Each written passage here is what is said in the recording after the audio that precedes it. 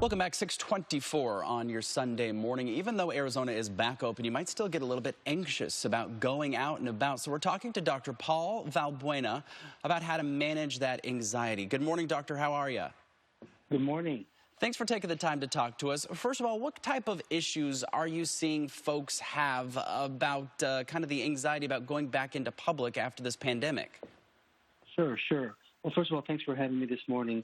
I think one of the biggest things that's currently happening at this particular time with the stay-at-home order being lifted, I think we all know that there is going to be an increased risk of exposure, and I think a lot of people may just worry about if other people are following some of those precautions still. So there's a natural response to this stay-at-home order being lifted, natural response of anxiety. So I think a lot of things that are coming up, at least in my clinic at Valbuena Wellness, is the anxiety that's affected them during the stay-at-home order and also as it is being lifted.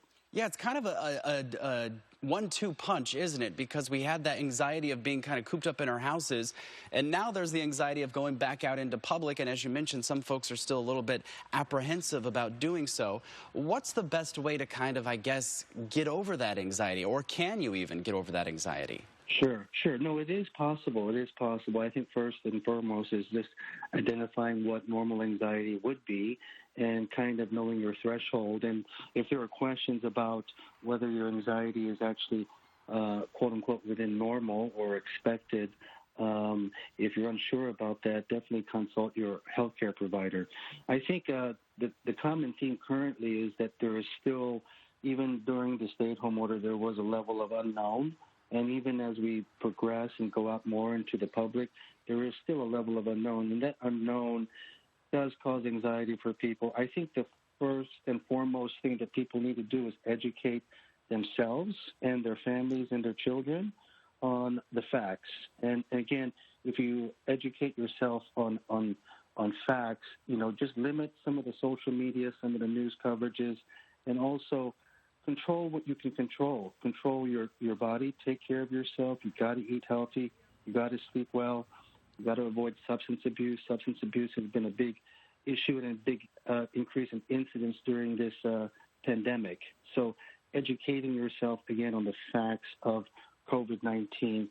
I think we all know that there are many progressive steps that have been made by our local government agencies and federal agencies. There's increased testing. We have increased PPE. We have increased hospital capacity. So I think that what you have control over is you have an educational piece, but also meditating, deep breathing. These are things that we should actually practice every day, despite a pandemic or not. Sure. Well, doctor, those are some great tips. If folks are listening, we just have a couple seconds left. What's the best way to get a hold of you to maybe ask some more questions a little personally with you? Sure. Our website is valbuenawellness.com. We have a team of physicians, mental health providers, internal medicine, primary care. We do a 360 wellness. You can call us at 480-474-4122.